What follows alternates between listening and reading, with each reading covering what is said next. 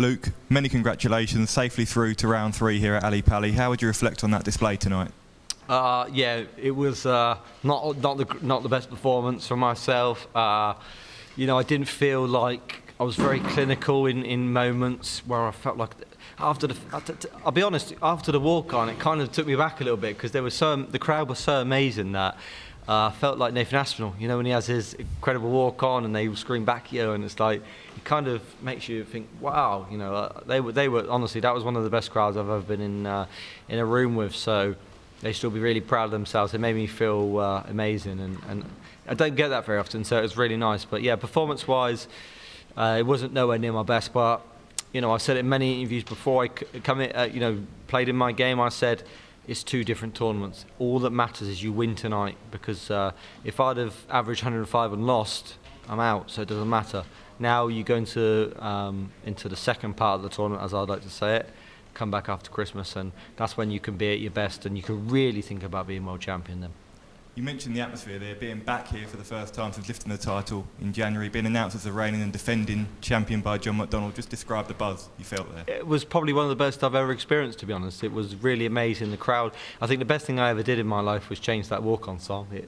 It's given me a new lease of life. The crowd seemed to really enjoy it, and I know it's as that Leeds United aspect, but that's not the only reason I had it. I kind of love the song as well, and I think it's just great for the crowd to have a song that they know and they can sing back to, and you know, take that little bit of inspiration from Nathan's walk on, and it's worked in my favour, and it's really nice. I feel like I enjoy walking out now, and before, you know, with Cape by the Ocean, I didn't really care about it as much. You know, I used to walk out and it didn't really have that special feeling for me, but now when I walk out I get that special feeling, and it makes you really look forward to it, and that's important for me. And you know, obviously afterwards I know I had that set in the first set where it wasn't at my best, but you know, after that I felt like I grew into the game and I didn't play too bad. It was just my doubles that were missing.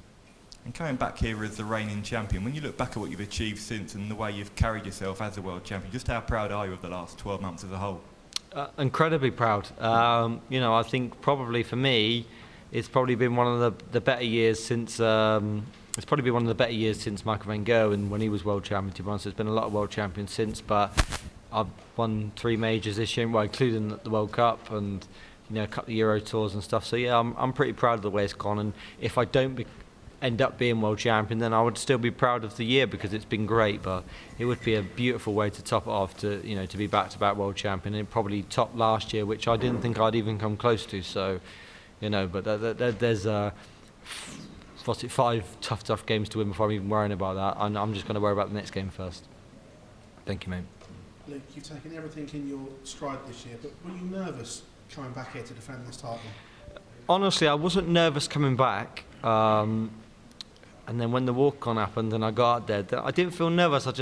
The butterflies happened a little bit, and you kind of, when you like experience that incredible walk-on, you kind of want to do something brilliant for the crowd. You know, you want to give them like a 9 dart or a 170 or lots of 180s, and maybe you're trying too hard to give them something, you know, because the appreciation they showed me tonight was just lovely. It really was heartwarming for me. I don't get that all the time, but it was really, really nice. And you know, it's probably not something I'm going to get used to, but if it happens to me a lot more, I'd really appreciate it, and it's really nice. But yeah, I think that maybe tried too hard in the first set. It didn't go the way I wanted it to, but with the score it did, of course. And you know, as a whole tonight, I didn't lose a leg. I can't complain. You can only beat what's in front of you, and if I'd have averaged 105 tonight or I averaged 85 tonight, it would have meant nothing different to me. You know, I got 12 days off now, so you know, there's no difference between the averages for me. If I'd have averaged 105, it wouldn't have done anything for me different by coming back next week and in a different mindset. You know, when I come back on the 26th, I'll be fully focused, just like I would have been if I'd have averaged 85. Only a handful of people have defended this title. Is it a different kind of pressure trying to defend this to anything else? It is, but I don't realise that yet. I think there's more, the pressure is on the first game, and if I wasn't reigning champion, it still would have been pressure on the first game, because a lot of people have said it, but it can ruin your Christmas. It can really like affect your mentality for, you know, I'm used to playing darts week in, week out, and then you're having 3 or 4 weeks off. It's horrible. It's not nice, and you know, you don't want to go through the whole of Christmas watching darts on TV and you not being a part of it. So for me, it wasn't about being the reigning champion or defending champion. It was about, you want to get through the first game. I always said, if you're going to get me early. That's the one. Now I feel like I'd be a lot more relaxed when I come back, and that's when I'm most dangerous. Did winning in Minehead relax you as well coming into this? Because I remember talking to you coming into this period, you said you wanted to defend one of them. The fact that you've done that, has that settled you?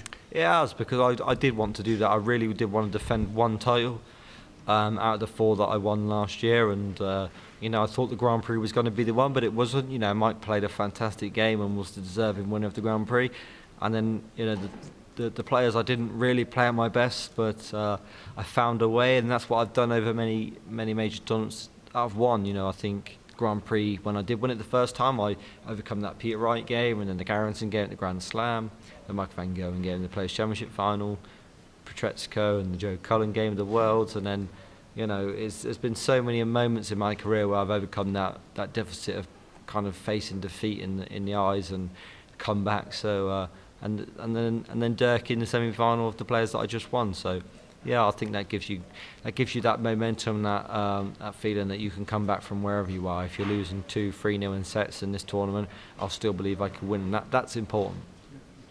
Thank you. Luke, congrats on the win tonight. Thank you. You've had your 12 months now as world champion. Does it sort of lived up to what you thought it would be like, and how do you think it has changed you over the last 12 months? Yeah, well, I think it's lived up to probably more than what I expected it to be.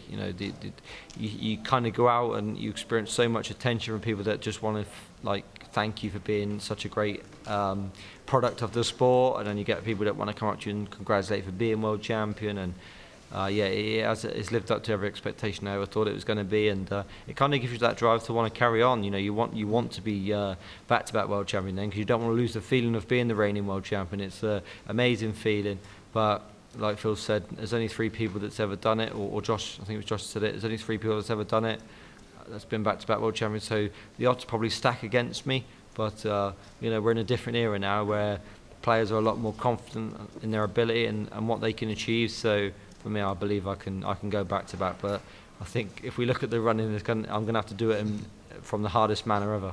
You say the odds are stacked against you, obviously the second favourite coming into this tournament behind Luke Littler. Do you think that's a fair reflection of the form over the last few months between yourself and Luke?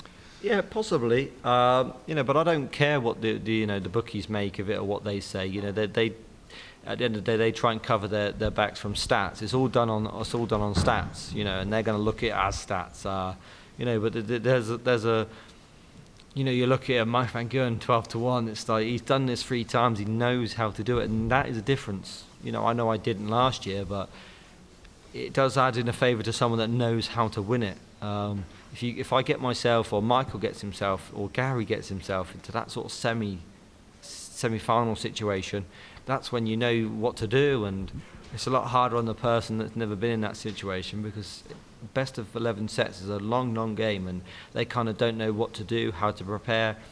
How long do you get to the practice beforehand, and do you practice even harder, and all these type of things. So you kind of know from experience what to do. But I think on reflection, I think between me and Luke Littler, it should be quite similar, to be honest, because I think I've achieved just as much as he has this year. We've kind of I think I've been in 6 major finals this year. He's been in 4 or 5. So I think we should be pretty similar. But no one wants anybody to be like the out-and-out favourite, because I think it makes it exciting for the sport that you've got a couple of players all tight together. If I didn't win the Players and Luke would have won the Players, I think everyone would have expected him just to win it, and it not boring, but I think that it wouldn't have opened the fans' eyes up to maybe it being the possibility of a couple of players winning it. So I think it was good for the sport that I won the Players, because then it opens up that possibility that kind of a couple of players can win it then instead of just one. Thank you. Congratulations, Luke. Thank you. One of the things that tends to scupper world champions is the weight of expectation, with all the media attention, all the build-up, having to take all that extra time. Do you feel you're handling that okay, and do you feel that you're ready to handle that as the tournament develops, because that weight of expectation will get greater as it goes on? Yeah, but I've had that for the whole year, to be fair. When you're world number 1 and world champion from the start of, say, January the 4th, that is on me on every tournament I play in. And if we go on like ranking money won this year, I think I've won I think it's 150, 200,000 pound more than any other player on the tour. So I think I've handled it well. The World Match Play was the one I really wanted this year, and the World Cup with the added bonus, and I got them both. So the achievements that I wanted to unlock this year, I've done. And then obviously I said I wanted to do back-to-back on something. I've done that now. So yeah, I mean, this would just top off an even more incredible year than I'd achieved last year. But I'm not looking that far ahead. You know, you have to at least get yourself into the quarterfinals where you start thinking and you can be, you know, world champion again, all this type of stuff. You know, I've got a lot of tough games before that, and you know, even if I'm not world champion and I don't achieve back-to-back status, it would still be a great year for myself. I'd really be pleased with what I've achieved. But I'm still in the tournament, still going, and I know there's a level of me that can get better. Thank you. Luke, in this era, the bar's been Michael van Gogh, and people still talk about what Prime and VG did. The fact that you could do something that he has never done, which is defend the World Championship, does that just give you a little bit more motivation or make it a little bit more special that you put yourself in a bracket that he's not in? Yeah, it'd be good to have one over him on. It would be, but that's more on a friendly status with him. You know, I'd love to have one over him and say, oh, I'm back to back, you're not, but that's just more of a joke thing. I think, of course, it's not about it. It wouldn't be a joke thing for me as a whole. It would be elite status to be a back-to-back world champion and a two-time world champion. There's not, it's obviously hard to be back-to-back world champion. There's not many two-time world champions in the world either, you know. So, of course, that would be really, really lovely. And how many times are you going to get the chance to have a go at being back-to-back world champion? It's very rare. You know, if I don't win this year and then win another one in 5 years and then get a chance again, that's not going to happen a lot of times. So you kind of want to take advantage of it and you want to try and do it, but you can only take each game as it comes. I'm not thinking about being back-to-back world champion right now. You know, my goal was just to win tonight, whether it, like I said, with an average performance like it was, or with an amazing performance. Just getting through that game. I got like 12 days now till I probably play again. So there's a lot of preparation, a lot of practice that I can do, and get myself fully fit and prepared for the game where it could be Barney or it could be, you know, whoever he's playing, and they could beat him and it could be someone else. But, you know, in my mind, I'm going to prepare for that I'm playing Barney. Has this year felt different? Because when you entered this tournament last year, you worked out as one of the favourites because of what you've done before, but it was like, well, the world is different and he's not done that. You wasn't the world number one, whereas now, obviously, you have been world champion, you've got that more expectation, you are the world number one by quite a margin as well. So even though you were one of the favourites last year, is there a different way of expectation altogether because you've proven you've done it? Yeah, there is. I think last year, obviously I won 3 majors before I walked into this room before the World Championships, but I think there's more of an expectation on my shoulders to perform at the highest level all the time. And I think that's the same with, you know, with Luke and Michael and Gary. These people expect that the fans expect us to be at our best absolutely every week on, and it's not possible. It's so hard, you know. You can't be your best all the time, and you have moments where you don't go through playing your best. You go through moments where you're playing your best. I think you've seen that from my year. You know, there was moments at the start of the year where I wasn't playing my best. Then I started playing brilliant for 3 months, and had a little bit of a lull. Then I come back, and between the Maxwell and the World Cup, I was playing brilliant. Then a little lull again. Then I played good again. You know, so you have to experience these little lulls, but you got to hope that they don't come at the wrong times. And you know, I hope that it don't come for me the next 2 weeks when I'm playing in the Worlds. But yeah, I think there's a lot of expectation on your shoulders, but I can deal with it, and I have dealt with it over the last few years, and I know I can do it for this World Championships as well. Cheers, Luke. Thank you. Thank you. Congrats, Luke. Thank you. You're obviously the first one through into the next round. You've got well over a week to prepare, go home, enjoy your Christmas. How important and crucial for your preparation is that? Yeah, well, I think it's a good thing, to be honest. In my opinion, you know, a lot of people have said that, you know, it's a long time away, you know, is it going to affect you? But it will be like I've just said, it will be like 2 different tournaments. You know, tonight, and for most of the seeded players, from now till the 23rd, it will be about just getting through the first game, because you can then enjoy Christmas and you come back and then you'll be thinking about winning the tournament. But yeah, when I walked in the room tonight, I wasn't thinking about I want to be back-to-back world champion, because if you win, then you wait in 12 days. It kind of puts you off your rhythm. So yeah, all tonight was about winning, regardless how that happens, no matter what the averages, the stats are. It's about winning, and then you come back, and that's when you start thinking about you could be world champion, all these types of things, and you're in a rhythm then, because I don't think you usually have more than 2 days off then afterwards. what will Christmas Day itself look like for you, and how different will it be from last year? You're obviously defending champion now, you've got a long break. What's Christmas like in the Humphries household? Yeah, well, I prefer the situation. I prefer to have 12 days off, then play on the 23rd and then come back on the 28th. You know, it's good now to get the break. It'll be a lot of Christmas shopping and enjoying myself, but I think it will be a lot of practice involved. You know, as much as I feel like my game's in a good shape and I don't feel like I'm playing awful, I will, you know, with that performance where it wasn't at my best, I feel like, okay, it's important now that I go on and practice harder and make sure that my game's finely tuned for when I come back on the 26th, because as much as I'm happy with the performance of winning, I want to be at my best. I want to be averaging 100 all the time, and you know, that requires me to put more effort in. So I have been, but maybe I need to put even more effort in, so I will do that. And you know, in between that, I'll have a good Christmas. You know, family will be over and I'll still enjoy it, but you know, like Phil used to say, you can enjoy Christmas after you're world champion and stuff like that. So I'll be making sure that I put even more effort in to make sure that I give myself the best chance of trying to be the two-time world champion. Will you sit and watch the rest of the darts with the family, or is it more just focusing on yourself? I'll be focused on myself, but I'll be sitting back and watching as well, because I'm a darts fan as well as a dart player, you know, and you know, it's kind of hard to watch when you're not in the tournament. I won't lie, you know, it is hard, and if I'd have lost tonight, it would have been really tough to watch and not be in the tournament like it would have been any other player. But now I can sit back and enjoy. You know, I love seeing new faces. You know, people that you've not seen before, and you know, this is why the sport's great. You've got so many global players, and you know, I met a guy yesterday from the Bahamas who played in the first time, and I'm really interested to see how he plays. I think he plays Tuesday or Wednesday, so it's kind of nice to see these different players, and yeah, I'll be looking forward to seeing all the new players that are playing in it and see how they do. Best of luck. Thank you. Hi Luke. There's been some sad news today with Wayne Marl's wife. Just wondering whether you knew Donna, and if you have a message for Wayne. Yeah, I didn't know Donna. I think I've seen her before, but you know, I'll send Wayne a message. I didn't really know whether to say it or send him a message yesterday. I knew yesterday just because I didn't know if he knew everyone knew it was public. But yes, my condolences to Wayne. He's one of the top guys in the world, and you know, no one deserves to go through something like this. I think Wayne's been with Donna since he was 14 years old, and horrible thing for him. But hopefully he knows that all the players and all the fans and all the journalists and everyone's, you know, here for him if he needs, and he, you know, take his time away and you know, reflect on what amazing woman she was. And I'll send him a personal message myself, but I wanted to give him a bit of time to you know, just to come to what's happened, and hopefully he's okay. Okay, and just one last one over there, please. Thanks. Congrats. Thank you very much. You just were talking about your new walk-on song, and what made you change it, and why did you choose that song? Yeah, the reason I changed it was more to do with the fact that I didn't pick the first song anyway.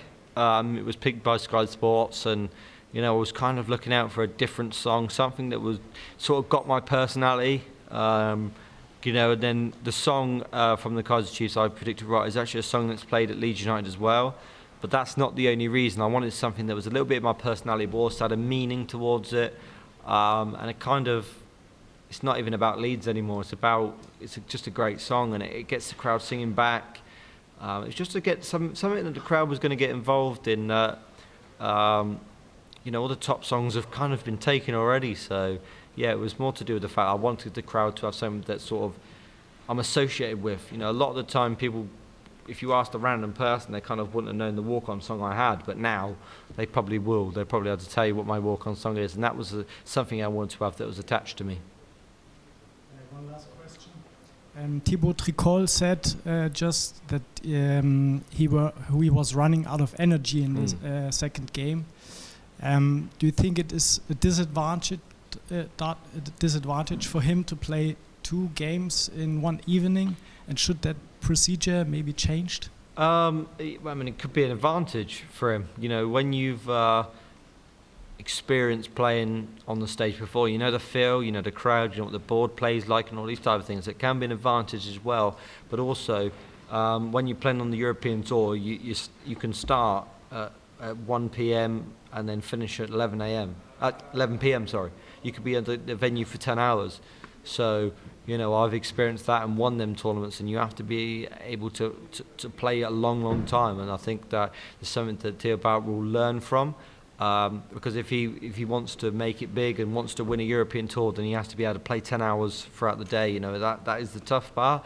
Of course, it's quite hard to be in a World Championships and have to play twice in one day, but that's probably something we won't have to worry about again, because next year the field's obviously, well, it's been announced, it's been increased, so it's probably something that will never happen in the future. But of course, yeah, it can be a disadvantage. It also can be an advantage as well. It kind of depends on the player. I think for Kevin Dotes last year, it wasn't a disadvantage, it was an advantage, because he played okay in the first, but absolutely brilliant in the second. So, you know, for me, I always play better as the night goes on and the longer I play. So if I was in that position, it would have been a great advantage for me. But I think Thibault will learn from it, and you know, he's a fantastic player. He didn't play his best tonight, you know, but he'll learn from the situation. He'll come back stronger, and he's done great for French darts. You know, it's not a region that have thrown many great dart players already, but he can be that real player that can come out of French darts and be credible, and hopefully the region will respect him, and hopefully we can grow darts in the French region as well.